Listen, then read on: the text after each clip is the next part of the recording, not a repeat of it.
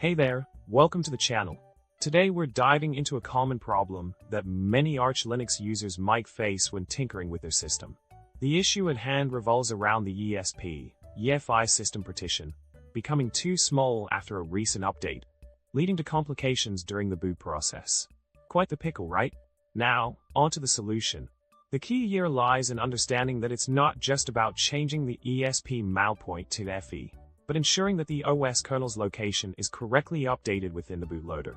This means reinstalling GRUB and updating its configuration to point to the new kernel location post the file system transition. So, remember to crt in, run grub install fe directory equals fe, and refresh grub config to sync up everything properly. It's all about keeping those paths in check. In summary, tackling the issue with the ESP size and mount point adjustment requires a bit of GRUB reinstallation and configuration tweaking. By ensuring that the bootloader recognizes the updated kernel location, you can get your Arch system back up and running smoothly. Thanks for tuning in, and don't forget to like, subscribe, and drop a comment below with your thoughts. Until next time, happy troubleshooting!